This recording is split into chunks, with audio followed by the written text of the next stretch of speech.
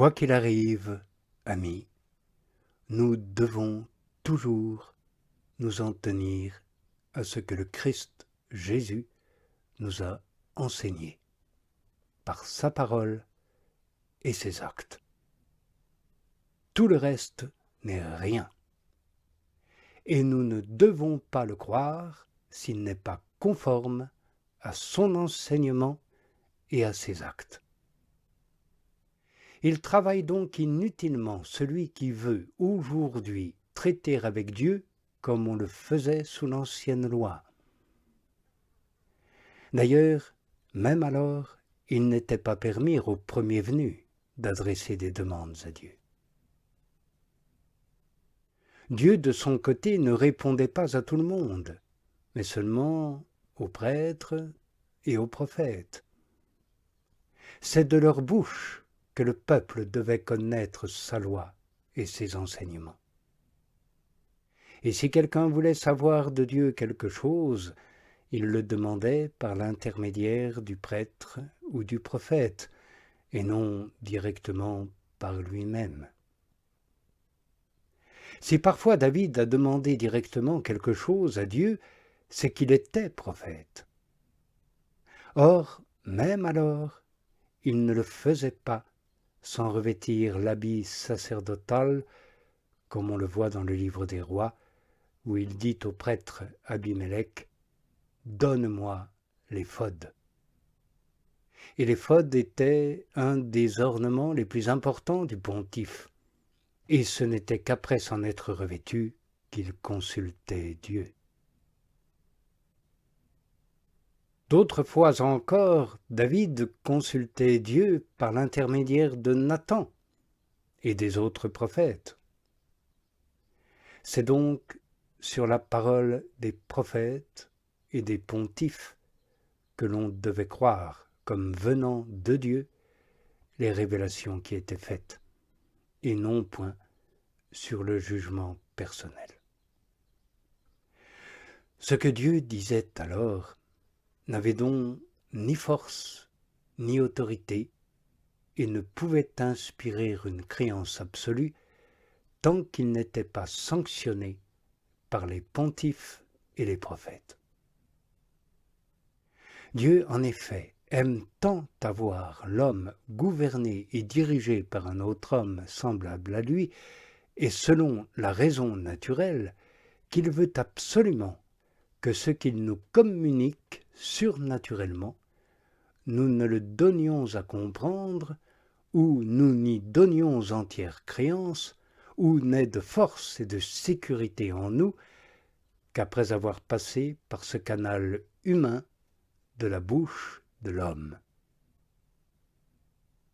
Chaque fois qu'il dit ou révèle quelque chose à l'âme, il le fait en inclinant cette âme à s'en rapporter à qui il convient. Jusqu'alors, il n'a pas coutume de lui donner une pleine assurance sur la révélation. Il veut que l'homme la reçoive d'un autre homme semblable à lui, pourvu qu'il en ait l'autorité, ou à défaut d'un événement indubitable et non provoqué. C'est précisément ce qui est arrivé au capitaine Gédéon, comme nous le lisons au livre des Juges. Dieu lui avait répété souvent qu'il triompherait des Madianites, et il restait toujours dans le doute et dans la crainte.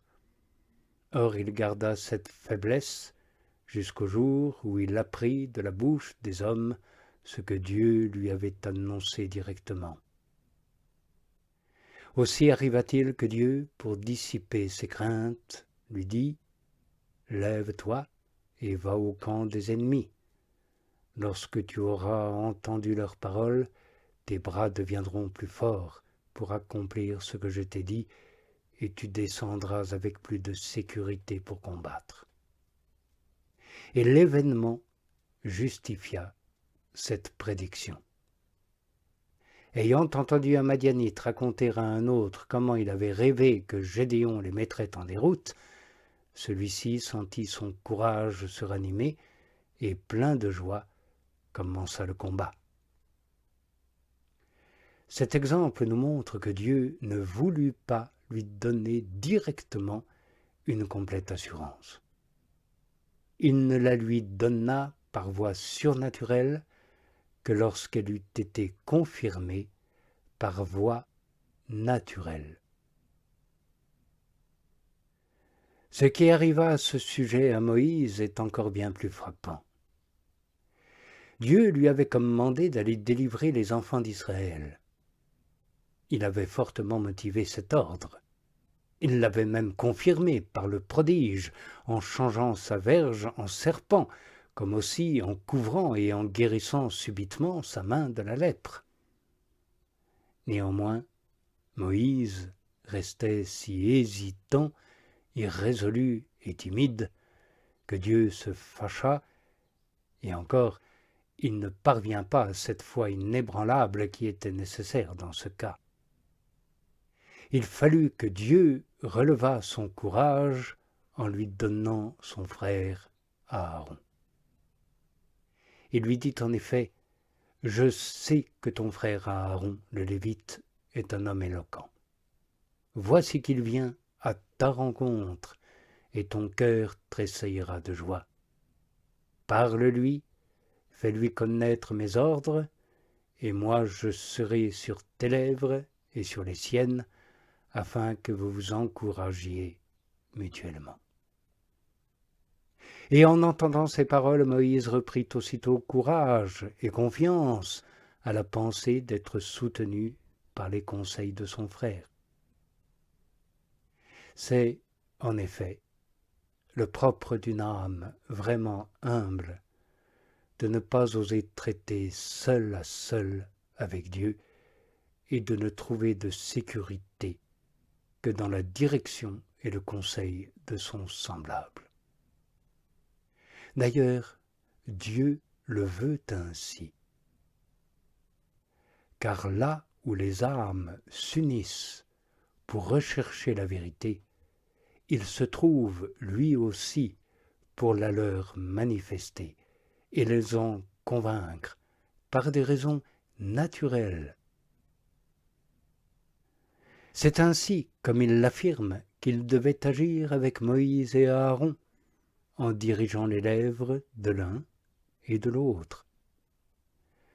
Voilà pourquoi il a dit aussi dans l'Évangile, « Là où 2 ou 3 sont réunis en mon nom, pour examiner ce qui concerne davantage l'honneur et la gloire de mon nom, je suis au milieu d'eux. » C'est-à-dire pour les éclairer et confirmer dans leur cœur ou quelque événement ou quelque personne les vérités divines. Notons bien que Dieu ne dit pas « là où un seul se trouvera, je me trouverai moi aussi », mais il dit « là où il y en aura au moins 2 ». Il veut nous faire comprendre qu'il ne veut pas que personne adhère de lui-même aux communications qu'il croit recevoir de Dieu, qu'il s'y attache ou qu'il s'y appuie, sans le conseil et la direction de l'Église ou de ses ministres ou d'une personne autorisée ou d'un événement probant. Celui qui est seul avec lui-même n'a pas Dieu avec lui pour l'éclairer et pour affermir la vérité dans son cœur. Il est sans force et sans ardeur pour la vérité. Voilà pourquoi le Qoheleth renchérit encore sur ce que nous disons dans ce texte, « Malheur à celui qui est seul, car s'il vient à tomber, il n'a personne pour le relever. Si 2 dorment ensemble, ils se réchaufferont mutuellement, c'est-à-dire par le feu de la charité de Dieu qui est au milieu d'eux. Comment un seul pourrait-il se réchauffer? C'est-à-dire comment pourrait-il n'être pas froid dans les affaires de Dieu? Et si quelqu'un peut avoir l'avantage et prévaloir sur un homme seul, c'est-à-dire si le démon prévaut contre ceux qui veulent se diriger par eux-mêmes dans les réalités divines, deux réunis lui résisteront, c'est-à-dire le disciple et le maître qui s'unissent pour connaître la vérité et s'y conformer. L'homme, tant qu'il est seul, se sent ordinairement faible et sans force au regard de la vérité, alors même qu'il l'aurait reçue de Dieu. Cela est tellement vrai que saint Paul, qui depuis longtemps prêchait l'Évangile qu'il disait avoir appris non de l'homme, mais de Dieu, n'eut pas de repos jusqu'au jour où il en conféra avec saint Pierre et les apôtres. Il disait en effet « C'est de peur que je ne vienne à courir ou que je n'eusse déjà couru en vain. » Il ne se regardait pas comme rassuré tant qu'il n'avait pas reçu d'un homme autorisé la sécurité. Voilà donc, ô Paul, une chose digne d'admiration. Celui qui t'a révélé l'évangile que tu prêchais ne pouvait-il donc pas, par lui-même, te tranquilliser contre les fautes que tu aurais pu commettre dans la prédiction de la vérité? Non. Et de là, il suit clairement que l'on ne saurait se fier aux communications que Dieu nous révèle tant que l'on ne suit pas l'ordre dont nous parlons, ordre voulu par Dieu lui-même et enseigné clairement par le Christ Jésus. Supposons une personne qui en a la certitude, comme saint Paul l'avait déjà au sujet de l'Évangile, puisqu'il avait déjà commencé à le prêcher. Supposons en outre que la révélation vienne de Dieu. On peut néanmoins se tromper à son sujet, dans son interprétation et dans tout ce qui s'y rattache. Dieu, en effet, tout en découvrant une vérité, ne manifeste pas toujours l'autre côté de la vérité. Très souvent même, il l'a dit, mais n'indique pas le moyen de l'exécuter. Ordinairement, en effet, tout ce qui peut s'accomplir par l'industrie de l'homme ou ses conseils, il ne le fait pas lui-même, il n'en parle pas, malgré les rapports intimes et prolongés qu'il a eus avec une âme. Et saint Paul le savait très bien, car, ainsi que nous l'avons dit, malgré la certitude où il était, que Dieu lui avait révélé l'Évangile, il alla en conférer avec les apôtres.